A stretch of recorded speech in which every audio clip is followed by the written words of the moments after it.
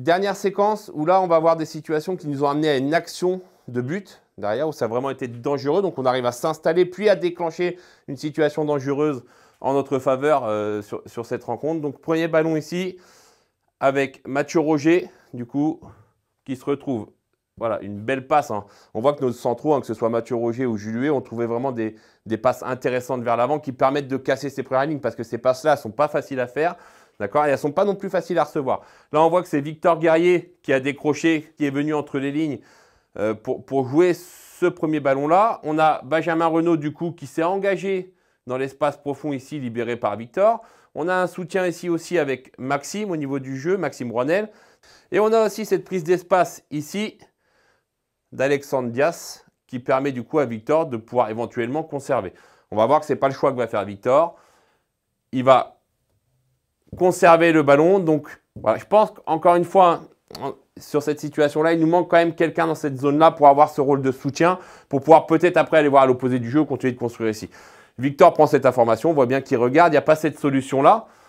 Il va faire le choix de conserver, de se retourner. Donc là, il va réussir à la garder. Et là, on a un nouveau joueur en appui, qui se retrouve Maxime entre les lignes, que Victor va trouver. Maxime, sa prise d'information lui permet de se retourner, d'avoir une situation de frappe derrière, qui n'aboutira pas par un but.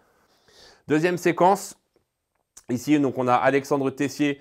On est déjà installé dans le camp adverse et on va retrouver une passe, on va trouver un joueur dos au but, un cran au-dessus.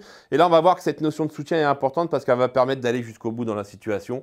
Alors, elle ne finira pas sur un but non plus, mais une action dangereuse quand même pour notre équipe. Donc, cette passe entre les lignes, hein, on voit quand même cette ligne de 4 joueurs qui est complètement coupée par cette passe. D'accord. Donc, on a 4 joueurs qui sont out là du côté de Cherbourg sur cette première passe d'Alexandre Tessier vers Victor Guerrier. Dos au jeu ici avec du coup 3 Cherbourgeois de monopoliser dans cette zone-là. Le soutien sur Maxime Rouanel qu'on n'avait pas tout à l'heure. Donc, si Victor là, doit se retourner pour jouer le ballon tout seul, c'est compliqué. Donc, il y a Maxime Rouanel qui est venu en soutien. Ça permet d'avoir cette petite remise ici, de s'installer vraiment dans le camp adverse et d'avoir une situation de 4 contre 4, plus un joueur à l'opposé, Benjamin Renaud, qui va arriver sur le couloir gauche. Donc vraiment une situation favorable de but, juste sur une passe, une remise et un décalage. Donc là, on voit que Maxime a plusieurs solutions. Soit il peut choisir de relancer Victor ici, soit de chercher Anthony Simon dans cet espace ici, d'accord ? Ou la dernière solution, celle qui va utiliser la situation de centre ici, sur Léo Hamel et Benjamin Renaud qui arrive lancé à l'opposé.